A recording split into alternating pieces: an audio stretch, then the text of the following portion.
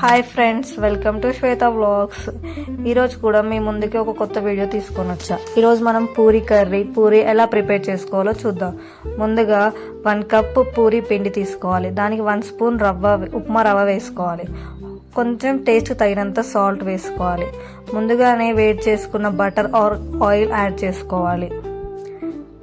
Add చేసుకొని బాగా mix చేయాలి.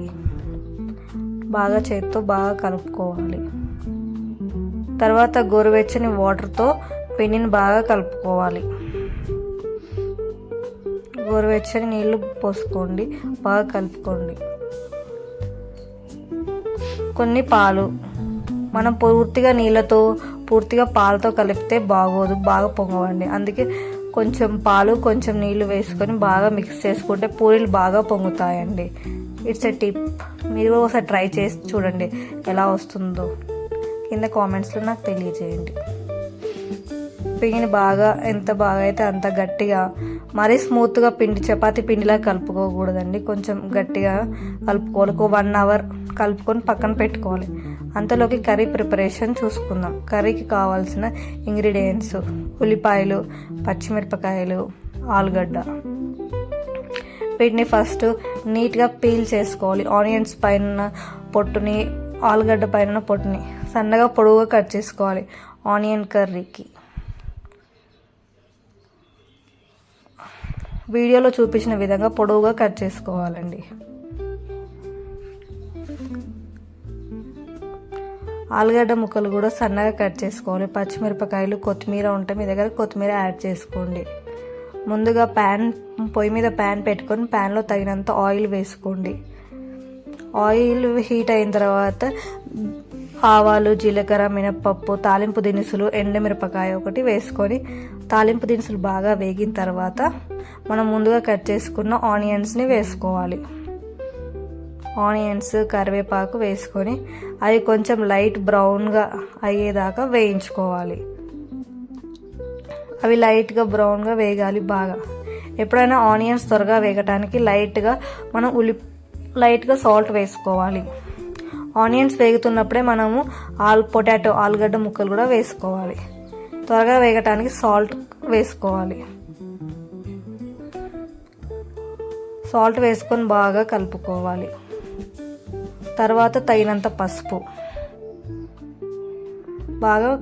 వేసుకున్న తర్వాత కూడా బాగా కలుపుకోవాలి.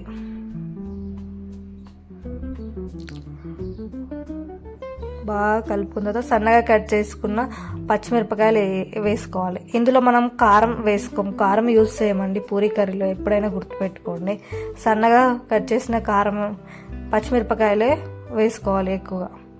ఇవన్నిటిని ఉడకటానికి 3 విజిల్స్, కొన్ని వాటర్ పోసి 3 విజిల్స్ కుక్కర్లో పెట్టుకోవాలండి. 3 విజిల్స్ అయిన తర్వాత ముందుగా మనం రెడీ చేసి పెట్టుకున్న పుట్నాల పొడి మిక్సీలో వేసుకొని వాటర్లో మిక్స్ చేసుకున్న పేస్ట్ని కర్రీలోకి పోస్తున్నామండి. ఎప్పుడైతే ఈ గ్రేవీ అంతా థిక్గా అవుతుందో అప్పుడు పూరీ కర్రీ రెడీ అయినట్టండి. ఆయిల్ అంతా పైకి తేలాలి.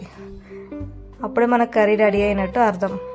మనం పక్కనే ప్యాన్ పెట్టుకొని ప్యాన్లో ఆయిల్ వేసుకోవాలండి. ఆయిల్ కాగిందో లేదో అని మనం కొంచెం పించ్ ఆఫ్ పిండిని తీసుకొని అందులో వేస్తే అది డిప్ అయి పైకి రావాలి. అప్పుడు ఆయిల్ బాగా కాగినట్టు అర్థమండి. మనం ఇందాక తయారు చేసుకున్న పూరీ పిండితో పూరీలు రుద్దుకొని కాల్చుకోవటమే అండి. ఎంతో టేస్టీగా ఎమ్మిగా ఉండే పూరీలు రెడీ.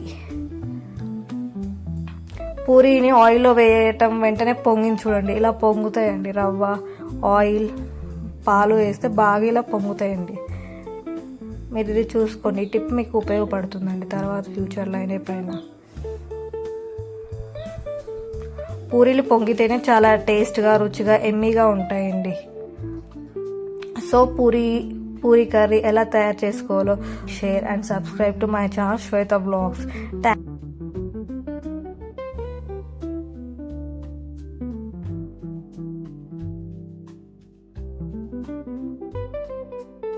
మీకు ఎలాంటి వీడియోలు కావాలో కింద సజెషన్స్ రూపంలో నాకు తెలియజేయండి. నా వీడియోస్ మీకు ఎలా అనిపిస్తున్నాయి కింద కామెంట్స్ ద్వారా తెలియజేయండి.